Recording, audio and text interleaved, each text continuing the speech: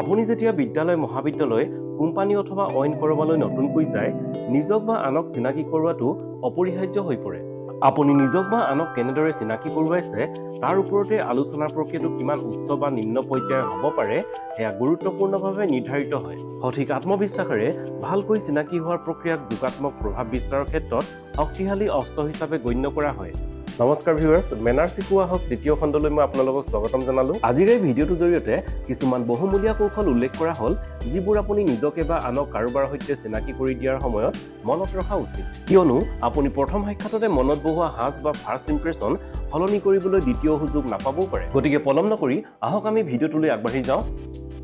number 1 মিচিকিয়া হাঁহি মাৰি কেই ছেকেণ্ডমানৰ বাবে মানুহবোৰৰ চকুলৈ চাওক আৰম্ভ কৰক মই নিজকে আপোনালোকৰ আগত পৰিচয় কৰাব ওলাইছো অথবা আপুনি আৰম্ভ কৰিব পাৰে মই ভাবো আমি ইয়াৰ পূৰ্বে পৰস্পৰক লগ পোৱা নাছিলো মই বুলি কৈ আপোনাৰ নামটো সুস্পষ্টকৈ উচ্চাৰণ কৰক চিনাকি হওঁতে নিজৰ নামৰ আগত শ্ৰীমান শ্ৰীমতী বা মিষ্টাৰ মিছেছ জাতীয় শব্দবোৰ ব্যৱহাৰ নকৰিব যদি আপোনাতকৈ বয়সত ডাঙৰ বা উচ্চ পৰ্যায়ৰ কাৰোবাৰ সৈতে চিনাকি হ'ব খোজে তেন্তে কওক গুড ইভিনিং ছাৰ বা মেডাম মই আপোনাৰ প্ৰতিবেশী নাম্বাৰ 2 নিজৰ নামটো কওঁতে সৰলভাৱে কৰমৰ্দন কৰিব আৰু 2-3 বাৰ জোকাৰ মাৰিব চকুত হৈহে কৰমৰ্দন কৰিব সুস্পষ্টকৈ আৰু আত্মবিশ্বাসেৰে সৈতে কথা ক'ব আনজন মানুহে তেওঁৰ পৰিচয় জনোৱাৰ পাছত তেওঁক নাম ধৰি সৌজন্যতাসূচক মাত দিব লাগে নাম্বাৰ 3 ইজনে আনজনৰ নাম জনাৰ পাছত নিজৰ বিষয়ে আপুনি অধিক কোৱাৰ বা যাৰ সৈতে চিনাকি হৈছে তেওঁ কিবা কোৱা বা সোধাৰ অৱকাশ আহি পৰে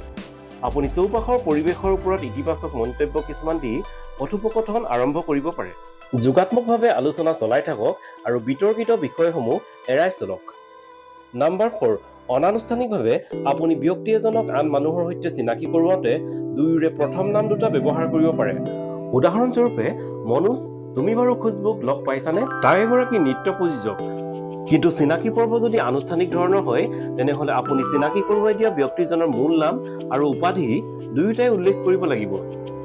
নম্বৰ 5 সন্মুখত বিশেষ উপাধি থকা কাৰোবাক চিনাকি কৰাওঁতে এইটো স্পষ্টভাৱে উল্লেখ কৰিবলৈ নাপাহৰিব যেনে ডক্টৰ এডভোকেট ইত্যাদি আপুনি যদি পৰিয়ালৰ সদস্য বা সম্পৰ্কীয়ক চিনাকি কৰোৱাব খুজিছে তেন্তে বাৰ্তালাপত তেওঁলোকৰ নামৰ আগত মোৰ ভণ্টি মোৰ খুৰা ইত্যাদি বাক্যাংশ ব্যৱহাৰ কৰিব